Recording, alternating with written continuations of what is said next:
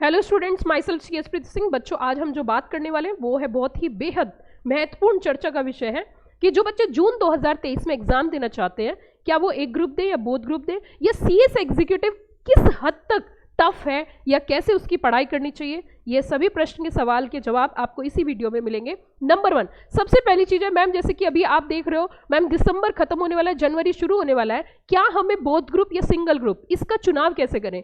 देखिए, इसका चुनाव करने के लिए सबसे पहली चीज होती है 4 महीने।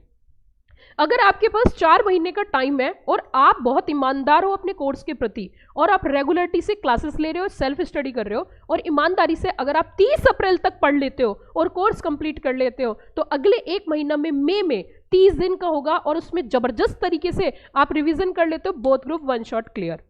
ये आप अपने आप से पूछ लीजिए कि आप रेगुलरिटी मेंटेन करते हो। दूसरी चीज, अगर कोई बच्चा सोच रहा है कि मेरे बस की रेगुलरिटी बनानी नहीं है और मुझसे रिवीजन नहीं हो पाएगा और बिना रिवीजन के मैं पास नहीं हो पाऊंगा, it's better opt single group. एक ग्रुप ऑप्ट करो, 3 दिन क्लासेस करो, 4 दिन उसी क्लास को रिवाइज करो, 30 अप्रैल तक सिलेबस खत्म करो, 1 महीना सारा जो रिवीजन का टाइम है वो करिए। आप खुद नहीं कर पाते तो मैं आपके साथ हूं, मैं आपको रिवीजन कराऊंगी, मैराथन के थ्रू, रिवीजन सीरीज के थ्रू, फास्ट ट्रैक के थ्रू मैं आपको लिखना सिखाऊंगी। मैम, हम कैसे आपसे कनेक्ट हो सकते हैं? इस चैनल पर, जिस चैनल पर आप मुझे देख रहे हो, बस इसे सब्सक्राइब कर लीजिए, आपको नोटिफिकेशन मिलेगा और आप ज्वाइन कर लेना, क्योंकि मई के महीने से मैं आपके साथ रहूंगी, आपको प्रिपेयर कराऊंगी। तो वो चीज है। अगला मुद्दा मैम, CS एग्जीक्यूटिव क्या वाकई में ही टफ है? क्या really CS executive is a tough course? Answer is yes.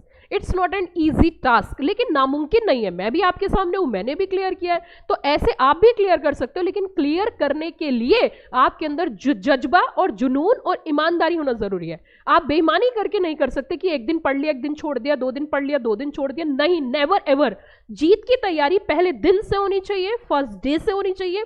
लिखने की प्रैक्टिस स्टार्ट करिए, कॉन्सेप्ट को डिटेल में समझिए, रटने की कोशिश मत करिए, क्रक्स बनाइए, शॉर्ट नोट्स बनाइए और तैयारी करिए जबरदस्त तरीके से। अगर पढ़ने की बात करूं तो जो क्लासेस में पढ़ाया जा रहा है, अगर आप कोचिंग क्लासेस करते हो तो उसको रिवाइज करिए। सेल्फ स्टडी करते हो तो कम से कम 7 से 8 घंटा डेली पढ़िए।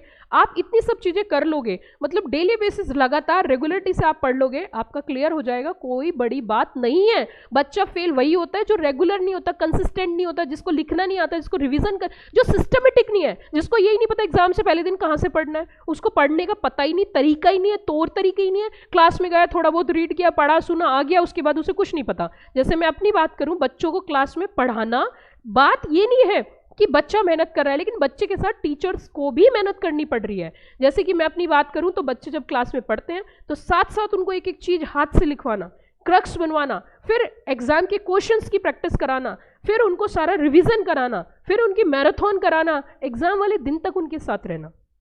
तो टीचर्स की भी यहाँ कहीं ना कहीं टीचर भी हार्डवर्क की जरूरत है और बच्चों की भी। तो अगर आपको दोनों तालमेल अच्छे मिल जाते हैं तो वो हो जाता है सोने पर सुहागा और आप अपना बहुत अच्छा रिजल्ट निकाल सकते हो। घबराने की जरूरत नहीं है, डर के आगे सीधा होती है क्या जीत। अगर आपने अभी से ज्वाइन कर ही लिया तो अब कर दीजिए इसे फटाफट से खत्म। Thank you.